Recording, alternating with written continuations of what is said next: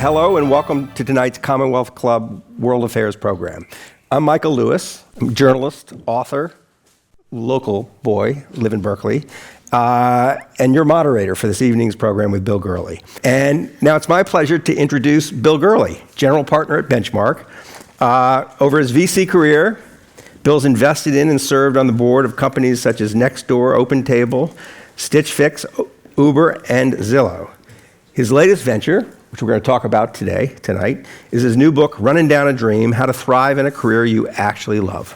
Bill, congratulations on your new book, and come join us.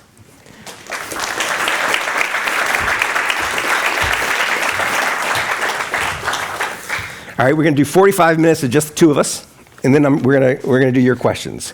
The book's great.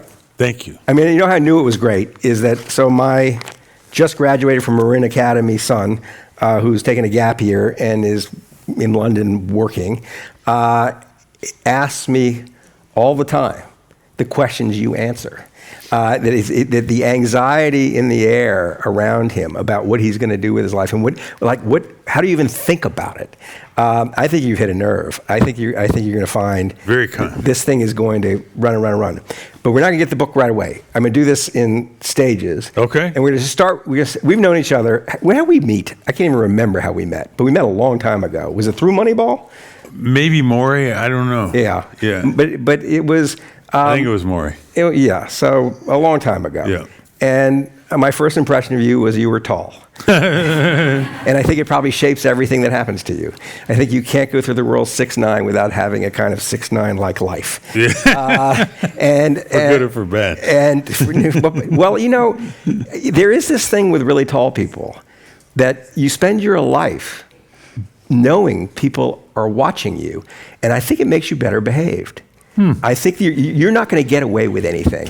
You really aren't. You're not going to sneak one by anybody. And so you have to have a better character when you get to be your size. All right. But so I want to start with your life a little bit because your life is what informs this book. I want you to walk us through your life up to the moment you get on stage at the University of Texas in 2018 and give the speech that leads to this book. Yeah. Tell me how you grew up. I grew up in Dickinson, Texas, which is in between Houston and Galveston, in Galveston County. My father, and I think this is relevant to the overall story for a reason I can share. My father grew up in rural North Carolina, fell in love with gas airplanes as a kid. Like his father built him a shed behind the house, and he's out there till 12. Was he a real country boy? No, you said rural North Carolina. Rural North Carolina when you're No, I know, but he's playing with those old Cox model airplanes, and he goes to NC State and gets an aeronautical engineering degree, and he's working at Langley Air Force Base in a wind tunnel, and someone comes by and asks him and 49 other people working there, would you want to move to Houston and help start NASA? Oh. And he said yes. Of course.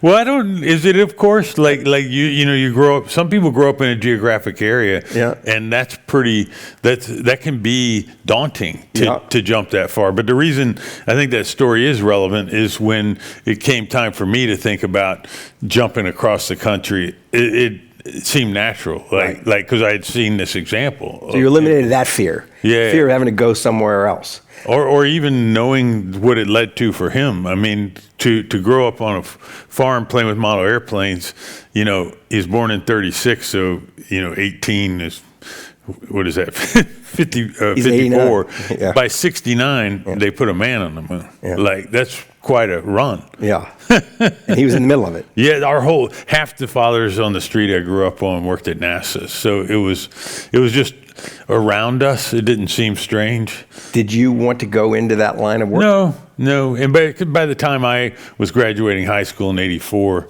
I'd moved on to the space shuttle, and even that was not. I wasn't drawn to that. But my sister, this could take forever. I'll cut you off. I have some specific things I want to do with you. My sister was a double E at Rice and could have gone to a bigger company and went to Compaq Computer Corporation in Houston, which was a super hot startup at the time. John Doerr was on the board. It was being disruptive of IBM. And so she was an early employee there, which is another data point, that I have in my life. And I followed her there. How did you figure out what you wanted to be? When I was like a sophomore in high school, I got a hold of a Commodore VIC-20, which was this precursor to the PC that you plugged into a TV. Right. And I would buy these magazines that had code written in them. And before I even knew how the code worked, I'd type them in and see it work. And of course, I'd make typos and it wouldn't work. And then I'd have to I learned to code that way through that, and got fascinated with that you could write a program that could do something. And by the way, like half the people my age in Silicon Valley have that same story. Yeah, but if I had found you, if I had met you when you were in junior or senior in high school and asked you what you were going to do when you grew Computer up. science, for sure. That's what you were going to do. Yeah, and I went to college, and that's what I got to do. You were going to program computers? Yeah. That's not what you ended up doing. No, but I worked at Compaq for a little over 2 years. And so why do you leave that job? A couple of things happened. One, I developed this mental exercise that I didn't realize I was doing, but at the time, I said to myself, a couple years in, we started a third project, looked like the second project, looked like the first project. And I was starting to pay attention to some broader things, and it looked a little redundant. And I said to myself, do I see myself here 30 years from now? And there were people in the building that had been engineers for 30 years, so I could get a perspective on it by just thinking, do I want to be them? Right. And the answer was no. Very quickly in my brain, the answer was also, I had read Peter Lynch's One Up on Wall Street, and I was starting to get fascinated with stocks, like when I got home at night. Right. I got this Value Line notebook they used to have with the single pages. It was like 400 pages. You get updates in the mail. Yeah. So I started thinking about stocks a lot out of just interest. So that moment, because I had a moment like this when I was working on Wall Street. And I read, and I wrote a book about it. But the moment when you look at the people who are in whatever you just started out in, and you don't really want to be that in 30 years. That's one thing. But the other thing you said is that it sounded like it was repetitive. It was. So you weren't learning. Right. So and learning is a big deal with you. Yes. You always love to learn. Well, when I decided to leave Compaq, I went to business school at the University of Texas, and for some reason, I fell in love with reading there. I did read that Peter Lynch book, but prior to like high school and undergrad, I didn't read much. But in business school, like a bit flipped, and I just started reading everything. Yeah, including. This is the male brain. Waking up at age 25, Could right? be. No, that's what happens. I think that is what happens. Yes, our brains are a little slow to come along. Mine was. I know. I had a similar sort of experience. Yeah. So, we skipped over one thing because I think the fact that you're 6'9" and played basketball at the University of Florida, even though you didn't play a lot. Right. You're on a D1 team. You were surrounded by NBA I like players. to say I practiced basketball, but yes. But you practiced basketball with 3 guys who played in the NBA. Correct. It was a pretty serious. People have asked me how that, the only thing I could possibly say of how that might have impacted my career path is, one, I saw people get to very high places that I knew. So there's a certain oh, that's doable. You mean the NBA? Yeah. Okay. But I knew for me, it wasn't that lane. So if I wanted to do it, I'd have to find another lane. Right. But still, it's interesting to see that kind of level of success up close and know about it. But I would say, we're going to get to your talk because the talk is the catalyst for this book. Yeah. But when you talk on a stage, you don't remind me of any VC I know. You remind me of a lot of basketball coaches I know. Is that right? Oh yeah, you're a coach. You were so. The way you talk, the way you're talking to them, you sound like you're talking to a team at halftime that you're slightly irritated with. But you're not gonna go crazy on them, but you're slightly irritated with them, and you're telling them how life works, and so you clearly picked up, and a lot of. One of the founders I work with is in the audience. Yeah, but a lot of your he probably agrees with that. You brought up. I can't remember whether you brought it up in the talk or the book, but it was in the talk. You were quite moved by Bobby Knight's speech introducing Mike Krzyzewski Yeah. into the Hall of Fame. Yeah. I went and watched that, Yeah. and he reminded me of you. He did. So you have this. Okay. Am I wrong that your athletic? No, let me just ask the question I want to ask. Your athletic career shaped you too. It wasn't just your dad was at NASA and you played with the computers. You clearly you cared a lot about sports. Yeah. You don't go suffer at the end of the bench on the University of Florida Yeah. unless you care about this. Yeah. So tell me about that part of your development. I mean, like I said, the part that I think I might have taken away from it is just simply knowing that they're like how far away from the talent level, the people that went to the NBA Right. from the rest of us. Right. Like even in practice every day, you could just tell. Right. And knowing that if you were going to do something at that level, it would require you to have that same kind of advantage in whatever it is you go do. Like it was a real awakening of differential of potential. Nothing about hard work or teamwork or any of that stuff that comes. I think all that stuff leaks in, like as you go through the whole process, Yeah. and grinding and coaches yelling at you and like not being the end of the world, Did your coaches mean a lot to you? No, not really. Okay, all right, that's interesting. That's I like read- to see you squirm a little bit. I read your book, Coach. I did not. You didn't have that I experience. didn't have that experience. Yeah, I got lucky. Yeah. I mean, not everybody has that experience. Yes. All right, so you leave Compaq, you go to business school. Yep. And get us from there to Silicon Valley. Well, I went through Wall Street. So I thought about venture capital a little bit when I was at business school. I was curious about it. I couldn't find a way in. I had a few informational interviews. They said, go work for 20 years and call me back, which I thought was not really an executable plan.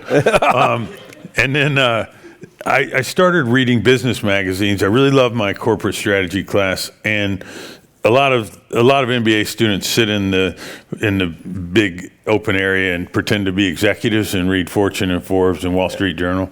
And I was, of course, reading the tech articles because that's what I was excited about. And there was this team of sell-side analysts at Goldman Sachs: Dan Benton, John Leventon, Rick Sherlin, and they were considered the axe. Right. And the reporters, when they wanted to write about these industries, would always ask them. Yeah. So I'm reading this stuff, and they're like, keep coming up. Like, these are the people that analyze these important tech industries. So I did what you read about in books. I cold called them and said, can I come see you? And Dan and Rick said yes. I'm like a first-year student at University of Texas, pretty far away from New York. Yeah. And then, because I knew they were so well known, I called the other research directors and said, I'm going to be in New York meeting with Rick Sherlin and Dan Bent. Can I get 15 minutes of your time? And I ended up with like 7 meetings with research directors, and one of them gave me a shot, Al Jackson, who was at the book party on Monday night, which was great to see him. And by the way, he cared a lot about the athletics piece. I bet all the Wall Street people did. Yeah, I was asking him why he took a chance on this kid from Texas, because the incoming group of people from MBA programs that year, there were 40 of us, and I was the only one that wasn't Columbia, Wharton, Right. The ones you would expect. Yeah, but one of the things Chicago. you signal if you've been through a D1 athletic program is you've learned how to suffer. Yeah, and work, and have work Yeah, ethic. that's right. Then you're going to have to suffer in those jobs. So your interest in Wall Street comes from reading Peter Lynch.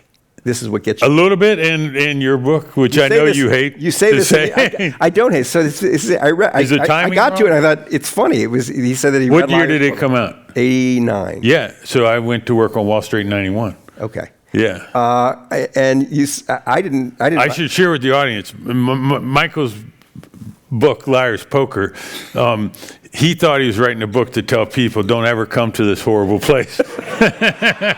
That's your take on my book. I know that's my take on you describing. No, not exactly. I didn't have that kind of view. My view was there was a little more nuance than that. It was that I was watching people who had not the benefit of this advice at Princeton, where I went, anxious about their careers, Many of them had done all the right things to get to Princeton, and they were, what is the next right thing to do? Yeah. Like they wanted a treadmill, and Wall Street. I watched Wall Street become this treadmill, and I watched people who really had talents and interests that should have taken them in a different direction feel they couldn't afford to do it because you had to do this because it was too scary. Turning down Goldman Sachs would have been like turning down Princeton. Yeah. And that bothered me. Yeah. Really bothered me. And so what I was hoping it would do was sort of demystify it. Yeah. So that the kid who was going to be an oceanographer would just say, okay, I know what it is. Silly. Yeah. I'm going to go be an oceanographer. Yeah. It is true that it did not have that. It had that effect with some kids. But with other kids, it was more, oh my God. The dog whistle coming out of Liar's Poker was, Michael Lewis doesn't know anything. He persuades us he doesn't know anything. And within 18 months, they're throwing hundreds of thousands of dollars a year at him to give financial advice. I don't know anything, says the reader. Where can I go to get paid hundreds of thousands of dollars a year? And so it attracted all these people into the business. Yeah. I don't want to digress on me too much, but I just flash forward. So my main draw was the thing I'd mentioned, the tech analyst in this thing. But your book did create this notion of sensationalism. Yeah. That it would be exciting. Fun. Yes, exciting. And well, fun. Was it? Oh yeah, I had a blast. It was a rocket ship. I got very fortunate. I had this amazing call on Dell that worked out like perfectly. It was going up or going down? The company was in trouble. It was trading at 6 times earnings. Their laptop had caught on fire, and they had this option hedging strategy gone awry that they had to do a mea culpa to the street. So the street hated the stock, but we had done some analysis using this new tool called return on invested capital, and they had like a 10-to-1 advantage over Compaq and the other companies because of how they work their inventory and their positive cash flow cycle. And we went positive on it. They fixed those 2 problems. Stock went up 100x. And you got credit for it? Yeah, and I got credit for it. And I got to know Michael, which is awesome, and the CFO at the time, Tom Meredith. So why do you leave that job if it was so great? And one of the crazy things about that job is you visit companies, you go straight and talk to the CFO and the CEO. It's crazy. You're 28 years old and you get to go straight to the top, which the access is unbelievable. Because they think you're going to say nice things about them. And maybe, but still, you get in. Right. Journalists have that too. Yeah. Yes. Yeah. Right. Yeah. Right. Yeah. And podcasters now, I meet them and they're like, it's unbelievable. They just sit there interviewing people that they love. Right. So it's cool. Anyway, there was that great part. I had the same exact exercise one day. The company was in Park Avenue Plaza, 52nd and Park, and the research team had the 36th floor, and the corners were held by the senior most people. And I'm there at 10 p.m. one night, and I walk around the floor, and I pause. I don't even know why I did this in front of each of those 4 offices and said, is that going to be me? Do I want that to be me 30 years from now? Uh-huh. And I got to know that night. I remember making that decision that night. Did you ever get to a place in your life where you looked up and said, I want to be that in 30 years? When I got in venture, I never had that discussion with myself ever again. Okay. No. So didn't, at least the sight of the people. Yeah, and I didn't, I kind of got prepared to tilt at venture and to leave. I didn't, in neither of these cases did I walk out the door the next day. I made a mental decision to find a way to go in a different direction. And what interests you about venture capital? I just answered this question the other day. So I love technology. I love disruption. Right. I really got into business strategy, and this idea that you could bet on a startup kind of outmaneuvering an incumbent and then being successful, and then you get to bet on it, because I started trading stocks. When I was in college, my friends and I would go to Binion's and play single deck blackjack. So I had this gambler kind of thing too. You like to gamble? Yes. And you like technology disruption. Do you like to gamble when you're counting cards, or you like to gamble? I prefer to have edge. Okay. I'm not. When you sit at the slot machines? No, never. Okay, you don't like that? No. Okay. And I meet people that want to flip, coins for, Yeah, for a lot of money. That doesn't interest you? None. I have zero interest in that. You like the idea of having an edge and then making Yes. Right. All that. Right. And so it was perfect. It was like all those things combined.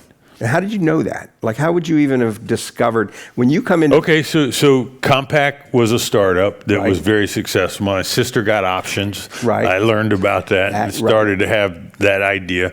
I get to Wall Street, and there are hot young companies that are growing really fast that are exciting to cover. Yeah. And then they're like, "Would you cover IBM?" And I'm like, I had zero interest. So that told me I wanted to be more over here, even on the other side of that. Right. You know, and what was happening on the edge. The edge was very exciting to me. And so the ventures where it gets really on the edge. And then I'd already decided I want to move to the buy side. It was either going to be public or venture. Right. Because the sell side, you're If you you're actually talking, know, but you don't want to. You want to do it yourself. Yeah, exactly. Right. They- Those who you don't say- really have any money on Those the who line. say don't know and those who know don't Yeah, say. exactly. Right? It's Yeah. So we should talk about your venture career, but I want to flash forward to your speech because Okay. we'll come back to you. Yeah. Because it's interesting. You're kind of shy about talking about your career. I mean, you said when you went to go sell a book that everybody wanted you to write about Uber or My career, your every career. single one of them. Yeah, or a memoir. Or something. Yeah. They didn't want a how-to book. That's correct. About how to lead your life. Right. Right. So that's interesting. But you get invited to go back to your alma mater. Yeah. And give a talk to a class. At Yeah, Texas it was a new Business School. incoming MBA class. Yeah. And you can talk about anything. Yeah. Why did you decide to talk about this? During my entire career, I was a writer, and I wrote more. I started as a sell-side analyst. You're forced to become a writer, but I found a way to use writing as a way to differentiate myself as a venture capitalist. Started as a sell-side analyst, but I kept doing it through blogs. I mean, it was started as a newsletter, but eventually became blog. And in that process, and I'm sure writers do this as well, a new idea pops in my head. I grab a new file, open it up, put the notes in, and as something new comes across that's related to that, I stick it in there and see how it builds. And for every blog post I did, there's 3 or 4 of those that never see the light of day. Right. I was reading a bunch of biographies at one time, and there was a third biography, and I saw this through line to the second and the first. And the same way I'd write about frameworks for a new technology or a new disruption or a marketplace companies and the internet, I had that same kind of aha moment that these pieces fit together in this way, that there was a framework. The biographies fit together. Yes. And what was it? And so I What wrote- was the pattern? You saw a pattern. I did. And then what was the pattern? Well, I thought so the thing that was super interesting to me is there were 3 people all in fields that your parents would tell you not to go into. It was a folk singer, a restaurateur, and a basketball coach. They all started on the very bottom rung. Yep. They were all insanely curious about their field, so much so that they're out learning proactively on their own. Like not learning in a classroom where a teacher's teaching you. They're studious. You're not doing it for an A. They're studious, Right. and all 3 of them are just studious in a way that I've never seen other people do, And Can you say who they are? yeah. So I mean, they're all 3 profiled in Yeah, the book and the video. But Danny Meyer, a restaurateur in New York, Yep. took copious notes every time he visits any restaurant.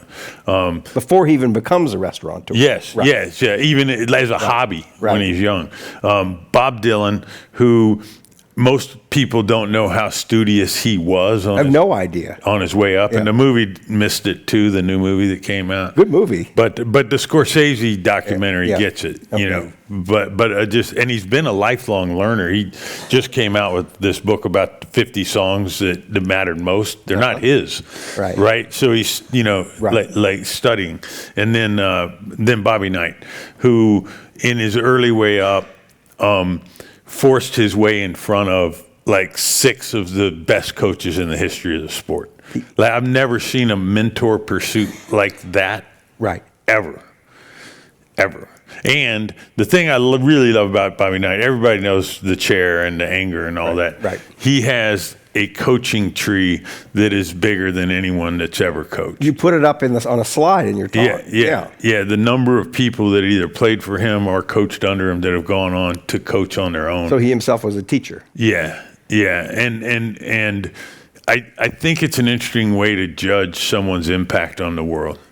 You know, but Danny has the same kind of thing. If you talk to a chef that ever worked at a Danny Meyer restaurant, it matters to him.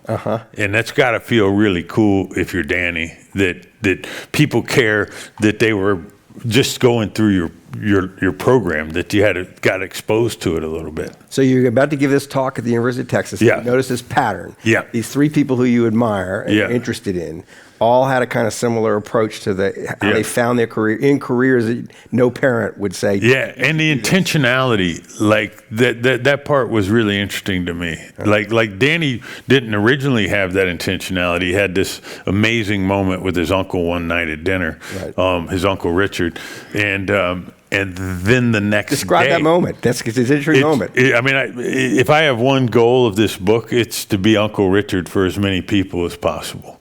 So Danny was poli-sci at UConn at Trinity in Connecticut, and he worked as a salesperson, but always knew he was going to go to law school because he's poli-sci. This was just to save up some money to go to law school, and he's going to take the LSAT the next day, and he goes to dinner with his Uncle Richard, and I guess his Uncle Richard notices he's got a frown on his face. He said, "Why are you so down?" He said, "I have to take the LSAT tomorrow." His Uncle Richard said, Do you really have to? Like, do you have to take the LSAT tomorrow? And this led to a conversation where his Uncle Richard told him, "You know, Danny, all you ever do is think about restaurants. Why don't you just go open a restaurant?" It had never dawned on him. His father had a couple of bankruptcies in the broad travel and leisure space, and so his father had kind of pushed him away from the idea. He needed Uncle Richard to give him permission to go think about this thing. There are two things going on there. One is sort of freeing yourself from this sense of obligation. I have to go do this. Yes. I'm supposed to go do this. You see that. I mean, broadly, I'm supposed to go make a lot of money. Yes. And that's really the trap. You get stuck. I think you can shuts down your imagination. I think you can get stuck just because the grind today for young adults is so hard that it feels like sunk cost. Yeah. Like you come out and you've done all this too. I've done all this work to get to this place. Like going somewhere new, I would be giving up all this work that I put. Right. So ignoring sunk costs is one of the great lessons in life. Yes. Right. No doubt. Yeah. But the second thing is it's okay to go do the thing you want to do. Yes. Even if it sounds maybe not so promising. Yes. Because the intensity with which you want to do it will overwhelm everything. And then the moment, like once Danny had that bit flipped, it changed everything. Right. Like, and he became, he was already studious on this industry, but he became this massive learn-it-all. He enrolled in a $300 restaurant management course that he found in a magazine on a corner of the street in those boxes, in New York. Yeah. And there's another character in the book that also went to a cosmetology course offered by the city of Los Angeles that's free. And this bottom rung notion, is really interesting to me. Like you don't have to have networks or connections. You can, and he took a job that was paying like $15,000 a year just to learn. Like he knew it wasn't the income he needed, but he wanted the experience. It's funny. It's the old guild model. Yes. The old you apprentice, the old apprenticeship. Well, and then he went through Europe doing the stage is a fancy European word for work for free, which is the apprentice thing. And he went and did that all through Italy, all through France. But it is the way to learn. Yes. Yeah, and there are a lot of places, a lot of careers that really don't offer it. I agree. You have to go almost insist upon the experience. Yes. And you're encouraging people to do this. Yes. But one of your lessons is be good at finding mentors. Yes, but also note one great test of whether you're really tilting at your true obsession and fascination is that learning. I call it free.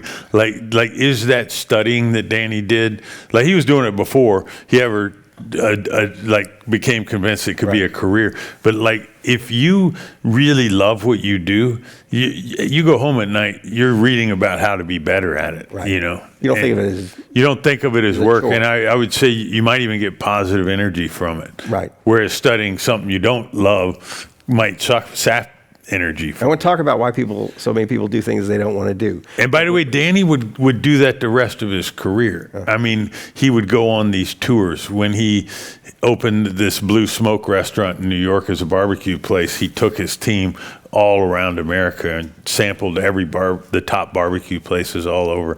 When he opened Shake Shack, which the very first one in Madison Square, he went to 10 different burger places around the U.S. and his team would debate what worked and what didn't. Like it's a very artisan approach to what he did and what he does. And he wrote a book called Setting the Table, where I gathered most of this information from. And I've gotten to know him because he was on the board of Open Table. But Did you interview all the people who were in here? not all of them, because Dylan's very hard to get to. I heard when Scorsese did the documentary, they had an intermediary. So just to finish with the talk. Yeah. So you decide this is the subject of your talk. Yeah. And you decide you're going to try to distill some principles you can Yes. get across to them. Yes. What were the principles? Because you've expanded on them. What were I added one. so all those were there but one. Yeah, Okay. Yeah. Find your passion. We renamed it Chase Your Curiosity, and here people find the word passion very cliche-ish. You quote Jerry Seinfeld saying, Jerry Seinfeld gave a forget your speech passion, where he said, figure out what you're fascinated. fascination, and I think it's a better word, actually. Yeah. Like this, and then hone your craft, which is just immense continuous learning. And I don't, if you're not in the right lane, I don't think you can do the second one. And the second one's a good test of whether you're in the right lane. They reflect on each other really well. Right. And all these people did it. I mean, the Bobby Knight stuff where he's showing up, to these coaches with 100 play cards and asking them if they'll go through them one by one with them. Right. Like that's a crazy level of obsession. What's the venture capital's version of hone your craft? What did you do to become a good venture capitalist? I think for me, I had the advantage of starting on Wall Street. So I had read Buffett and Howard Marks and Graham and Dodd. And I think that gave me a different lens. I always said venture is creating products for the public markets to buy. So you kind of want to know what they want. Right. And I came at it from that. And then, John Doerr and Mike Moritz, like the contemporary leaders when I joined, like you study them. There's books about the people that came before them. Right. You study those. And then in venture, you have to study the edge of the technology and have insane FOMO about it. Did you feel like you got better with age? You get better at sitting in a boardroom, keeping your mouth shut, being better at those kind of soft human skills. Right. I think staying on the edge gets harder as you get older. Okay. I think I've always said venture bends towards youth because the new kids are doing new things, Right. And it's hard to keep up with and all your of it. time is absorbed with old things. Yeah. As a venture capitalist gets older, they have families. They get They play second golf. homes. They might play golf. Right. And it becomes harder to be all in. Right. Well, so before at this, you give this talk. Yeah. And you. I can give you the other ones real quick, Okay. just because you started that. Develop mentors, and I have some very specific ways to do that. I think people screw that up. Talk about that. Embrace your okay. What do people screw up? They shoot too high. Like they go up to someone who's got no time and says, "Hey, will you be my mentor?" Right. So they shoot too high and they ask for this thing that seems gargantuan. Yeah. And it's just reminded me of there's a something. nuance. Yeah. There's a nuance to getting that right, and that ain't it. Yeah, no, I had an undergraduate at Cal called me a few years ago and said we needed to write a book together. Yeah. And I just thought, I don't even know what to do with that. Yeah, exactly. And I said, why do I It's need, ambitious. Why do I need you? You know, yes, yeah. It's ambitious. But yes, okay. But I recommend two things. One, I recommend, and I borrowed this from Danny. When Danny set out to be a restaurateur, there were 10 people that he wrote down in a journal that were defining the new age of being in the restaurant business. Right. Wolfgang Puck and like people like that. And he kept like a fanboy journal on each one of them. Right. And I think that's a great idea. Like if you're going to go be a writer, you know, have a profile of Michael Lewis and Malcolm Gladwell and Krakauer and like study what makes them great. Like there's never been a better time in the history of the world to learn on your own time. Right. There's so much stuff out there. Yeah. Podcasts, interviews on YouTube, AI. Yeah. You know, you can just tell AI, hey, you be this person for a while. I'm going to ask you some questions. So you know? people shoot too high. Yeah. Anything else they do that they should? No, but I love this exercise of having this group of people that you study, like Yes. as a fan person, because Yep. I think you learn a lot through that. And if you ever meet them one day, you now are in a Yeah. much better way to have a nuanced conversation because Yep. you know so much about them. And then the other thing, don't aim so high. Like grab someone 2 rungs on the ladder above you who's never been asked to be a mentor before, because they'll be flattered that you ask. And then actually you start ask that question? I think no, I'd be you very never ask that uncomfortable question. asking- No, you go up to them with Like- a very specific question about that relates to something they're really good at, Right. and you start a relationship. That's all in there. Right. I know. So, all right.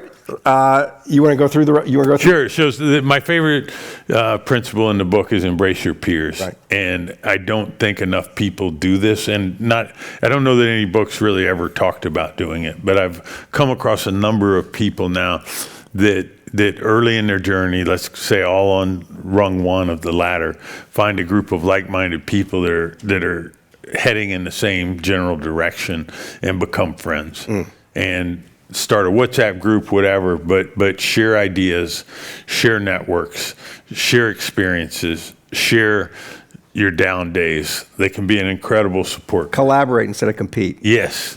And I think we learned to compete from zero-sum games, Yeah. finite games, and most industries outside of downhill skiing, there's lots of winners. Right. And so you don't need to be as sharp-elbowed. Right. And people that have done this, I find, are more successful, more fulfilled. Their network builds faster. I just think it's a really cool thing to like go build and on your career path. Can you think of an example of someone sharing something with you in your career where you kind of went, I can't believe they're doing that for me? You know what that makes me think of? In the Bobby Knight chapter, his coach gets some data from another coach, and then later they end up playing that team, and Bobby Knight's team wins, and Bobby reflects on whether that was a good idea for that coach to have given him that. the set tools to be. And then Bobby Knight went on to let all these coaches leave. He clearly didn't feel that like a play was proprietary or anything like that. Right. And so I thought it was cool that when the first time he saw that, he stopped and paused and says, "Was that a mistake?" And then he got over it and said, "No, that's just part of how this works." People sense when you're operating in a zero-sum spirit. No doubt.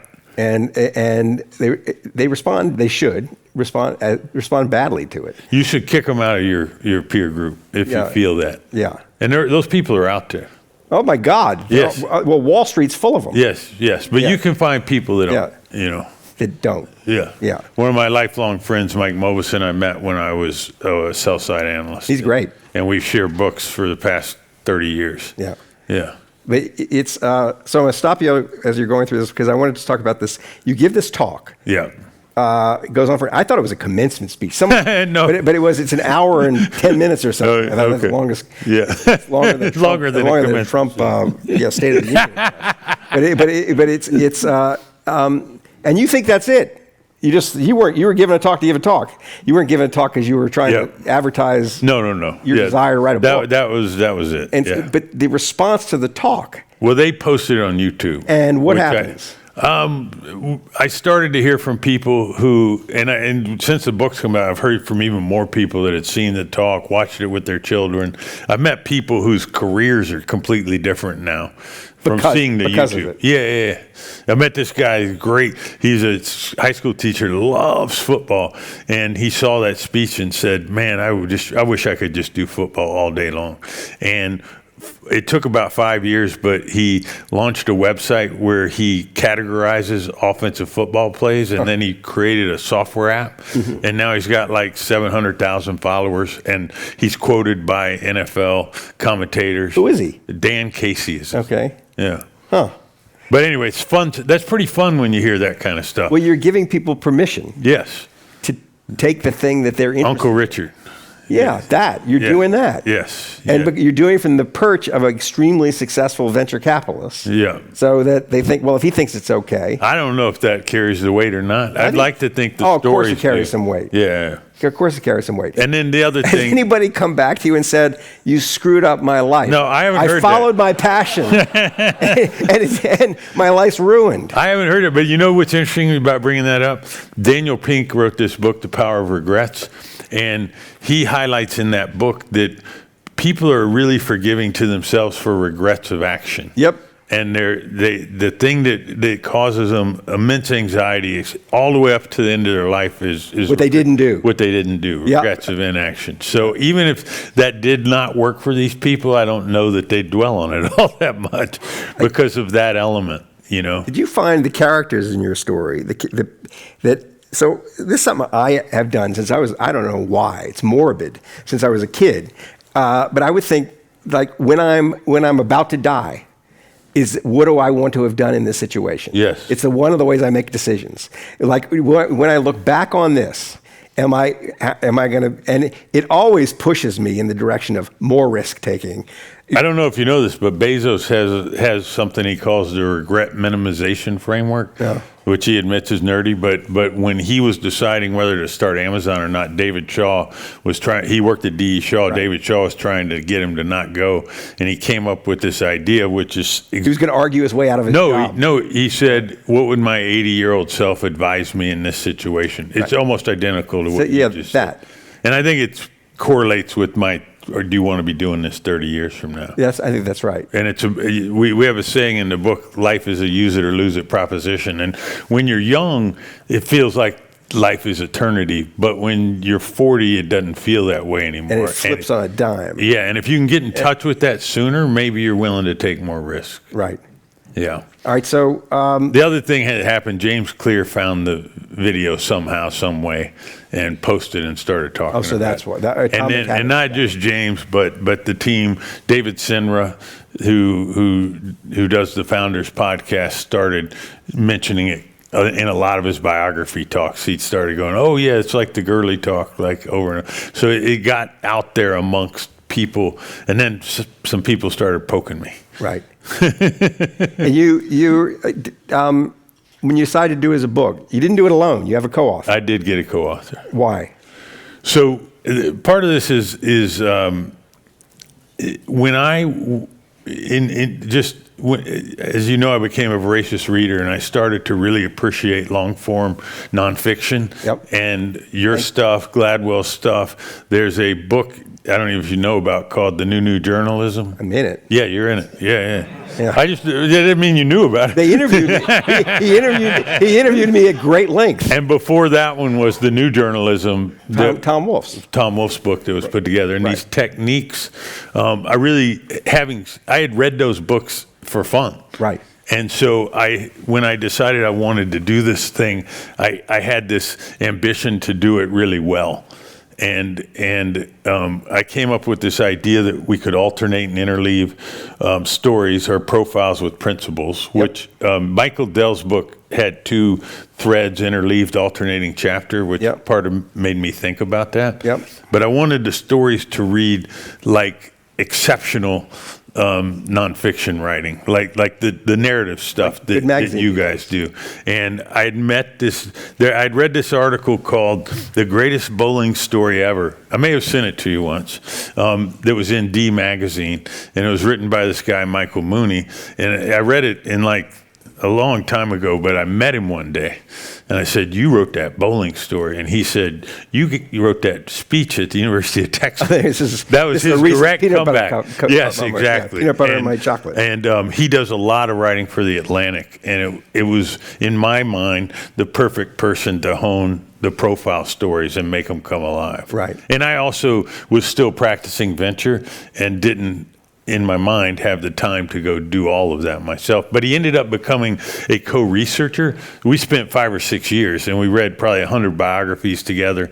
We talked to Adam Grant and Angela Duckworth and Daniel Pink. We got in front of all these people, and we went through all the academic literature on career satisfaction, and like we had a ball. Yeah. And the scope went like this. And did you find a lot of the characters in the book are characters you talked about on stage? So you had some of them are, but we added to. You added a couple. We added a lot, and one of the things, I got to talk to Malcolm too. I mean, I had Malcolm Gladwell. Yeah, I had an unfair advantage in putting this together, but Malcolm's big push was for the rest of the profiles, use people don't know. Yeah.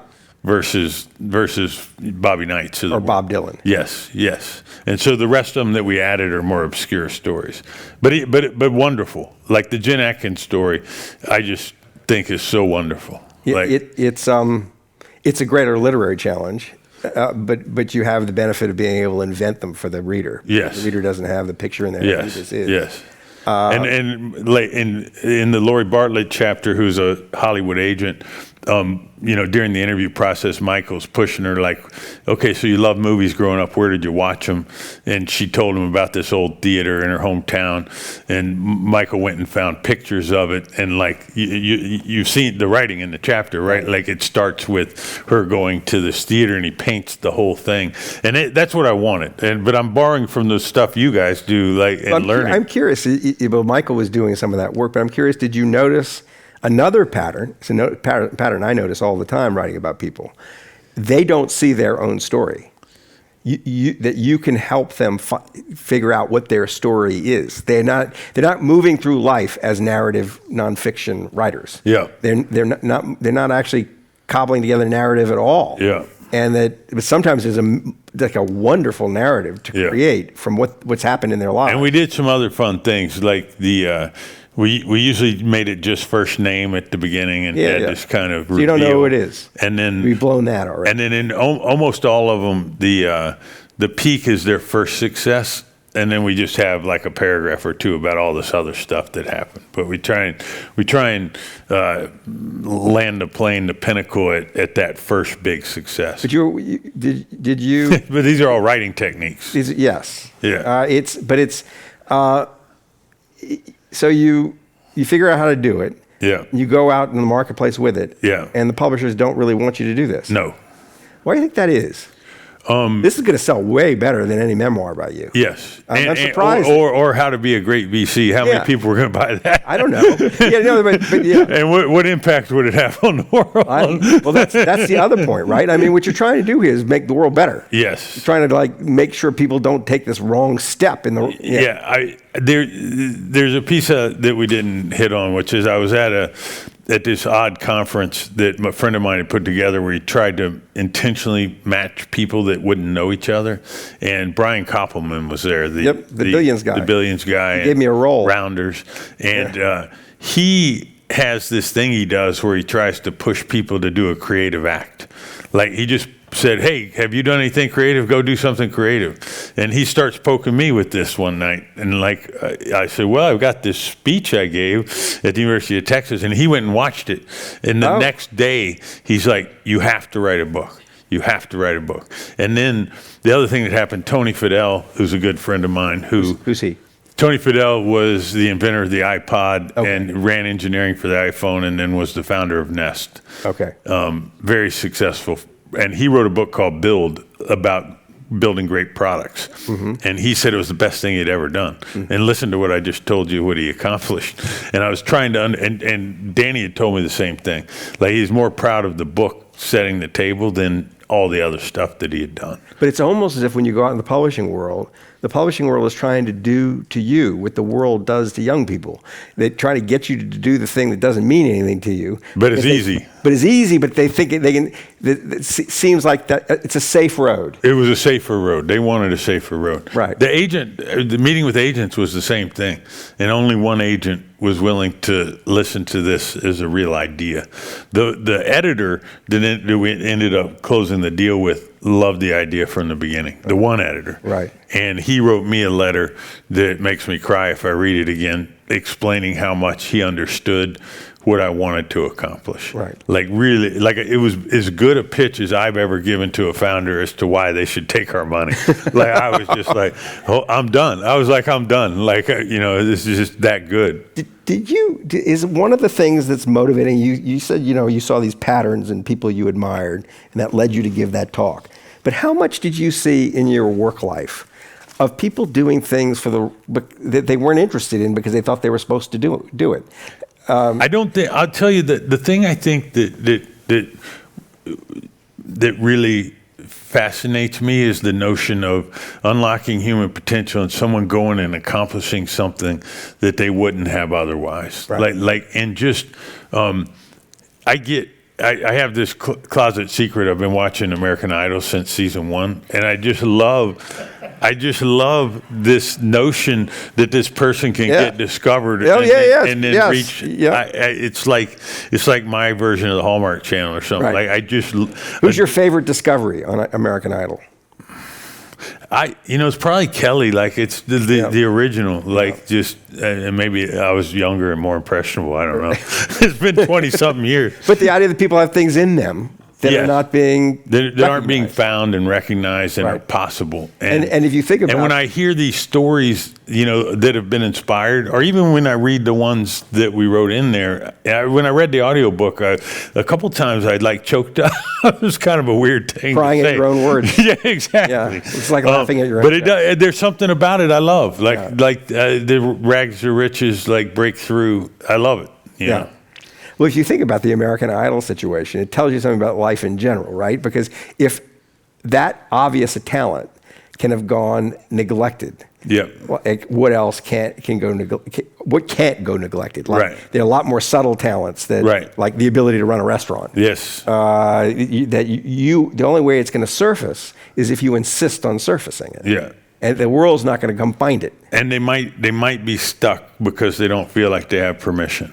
Or they don't believe that they might be successful. Right. And that's the goal, is to see if we can help them get to that place. Right.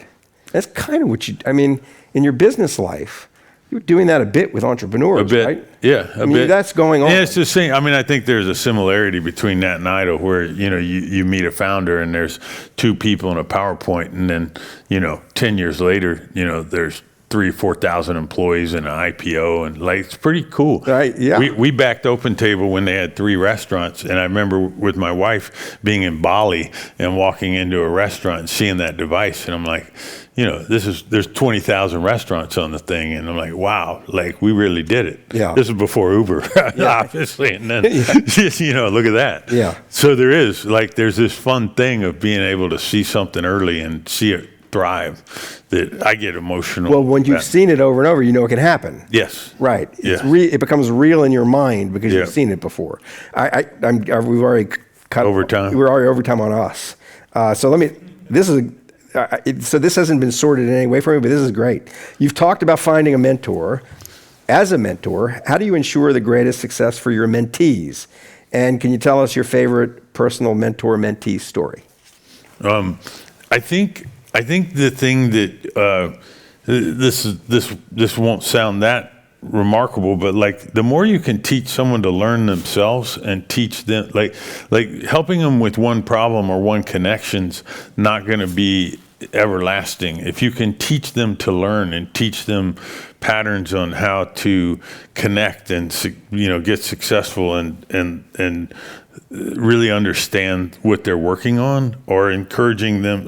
I might just hand them the book in the future. That could save a lot of time.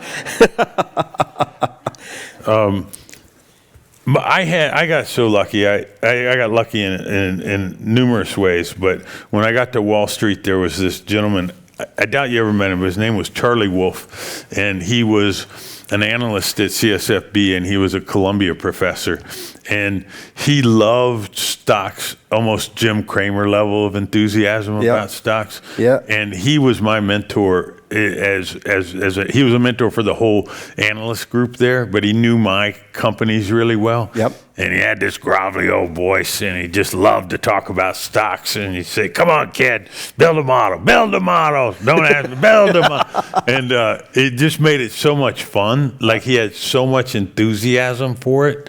Like, just showing up and like it made going to work like super exciting. He was important to you. Yeah. Mobison too. Like, he impacted a lot of us in that circle. Here's what I want. This is floating in the back of everyone's minds. All for following interests and curiosities. But how do you deal with the realities of needing income? Any suggestion? What's the line of how much there is? What's the line of how much?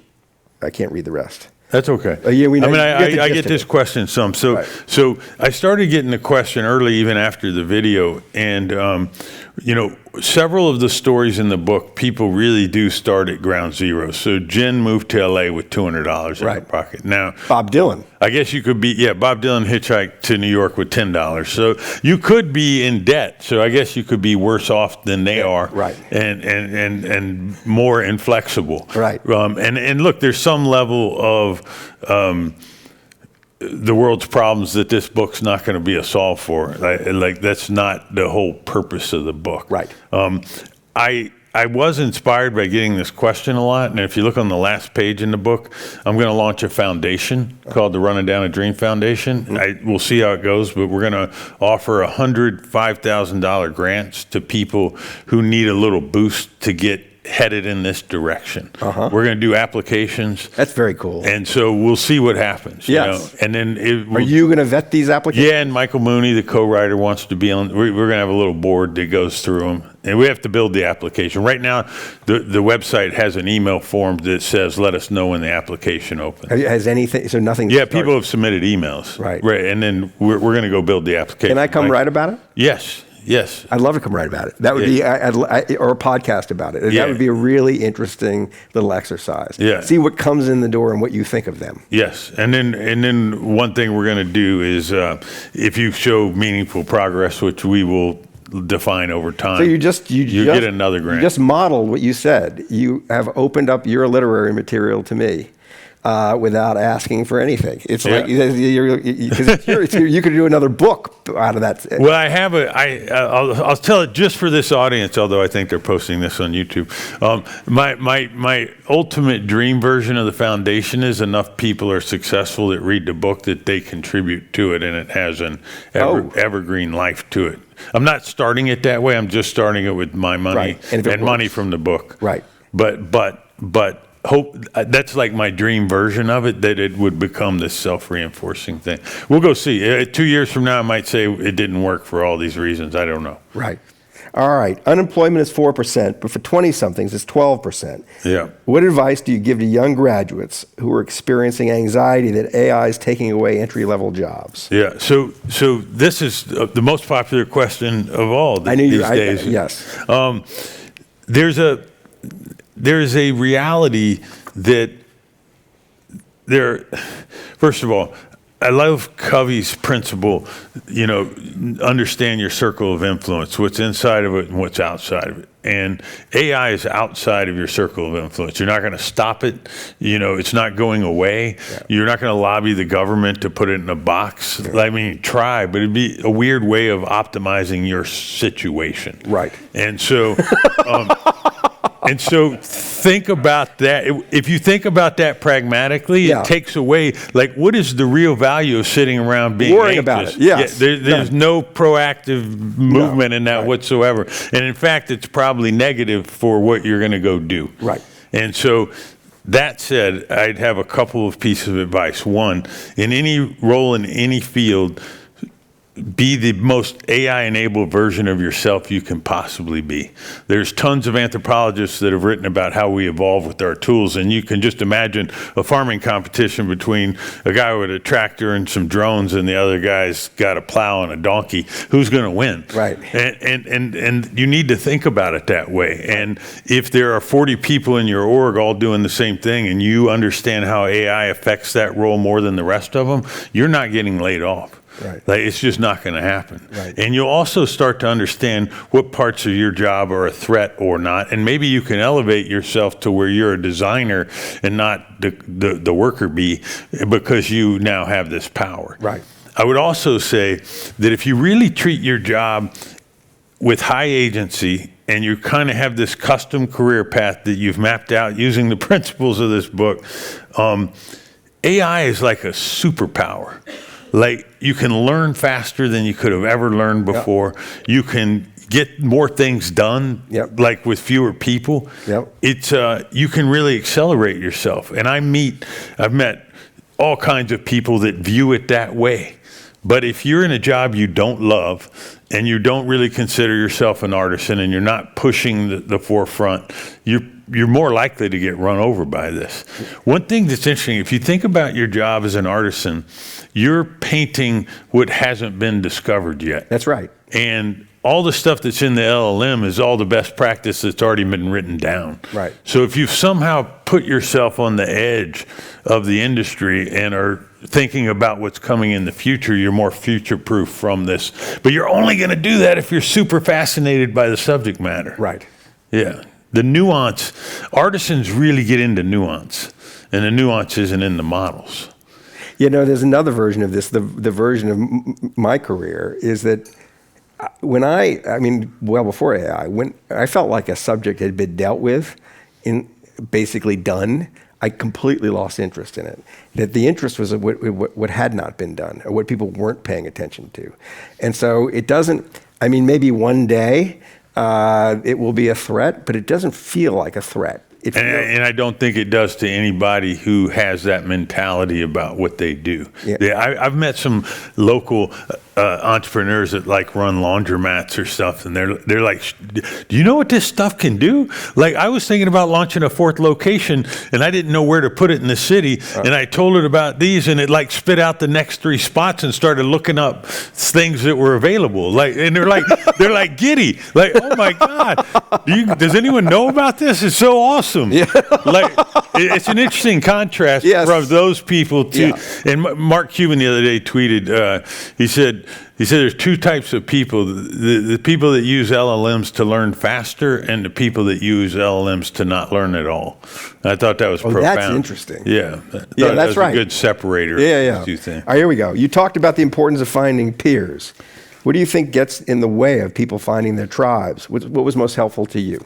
The number one thing we already talked about is this sharp elbow thing. And if you've been trained as a highly competitive athlete or at a super competitive high school, you might have these zero-sum notions in your own brain that you got to learn to get over and get around and put away. I would say put away. Put them away. Right. If you co-evolve with a group of people and you all succeed, like, it makes the journey so much more fun.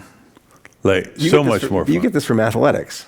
Perhaps. Right? Yeah. Maybe not necessarily, but you can. Yes. You get that feeling. Yes. What's the career risk you almost didn't take, and what pushed you over the edge to take it?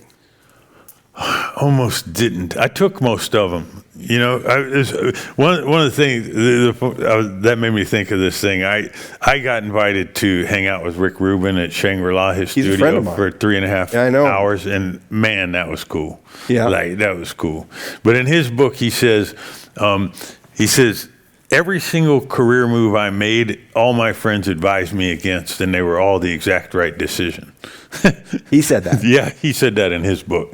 Like just trust your gut. I have a hard time imagining Rick Rubin asking his friends for their advice. Well, maybe he told him, "I'm going to go do this," and they say, "You're stupid." He walked away from the Beastie Boys after the first album, as an example. But then he produced LL Cool J, and then all this other stuff started. No, he does. He is a really good example of you never know where he's going to go next because he's following his own. There's some sound in his head. I don't mean to be to not answer the question, but I go back to that thing my father did of going to do NASA. I never felt like risk averse in making my career decisions. I never had that in my brain. All right, so there's a related one, but maybe the answer is nothing. What would you do differently if you were to start your career all over again? I don't think I would do anything different. The two places I ended up, leaving were great stepping stones for where I ended up. Like they added to it all added up. Right. Like they weren't bad places to have gone. But there are the two moments in your career that are really, really important. And the moments you leave Compaq and the moments you leave Wall Street, and it's both for the same reason. Yeah. It's both you're not learning anymore. You sense this kind of, and you weren't afraid to go try something. Right. Why didn't you have that fear? Where do you think the absence? Fear is a great motivator in people's lives, and it takes them in all kinds of sad directions. Why did you? The only thing I can attribute to is that father story. I don't know. Maybe reading about people, jumping and moving and trying new things. You reading your book, like I didn't have the fear. I mean, sometimes when you land in a new place, actually, when I landed in a new place, I was excited. When I first got to New York, man, that was cool. Yeah. And when I got to the Bay Area, man, that was cool. Like being here, like you found a resting place for a long time. Yeah. You didn't get agitated with it. No, I loved the job. I really, really adored it. We're going to do one VC story. Okay. All right, because we got 1 minute left, and I don't have any idea what this is, but apparently you have a story about how you and Barry Bonds secured an Uber deal. There's some mixed messages in there. All right. And I don't know pick the best one? No. Well, it wasn't Uber. It was a company called Jamdat. We were competing with Sequoia for a deal, and we became aware that that we were in a competitive situation, and this was at the time where Barry Bonds was, crushing it. Right. And when they were in the meeting deciding what to do, and that timing was somewhat lucky, we delivered a signature bat from Barry with a note that said, "Let's go hit a home run together."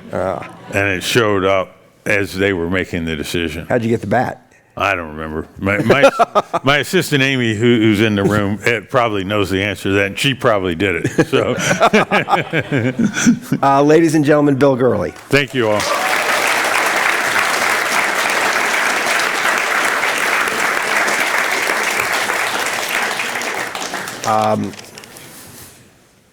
All right, we got to do something formally. Okay. Just in case. Me too, or just no? you? You can. I think you got to sit here anyway. Okay. You shouldn't leave.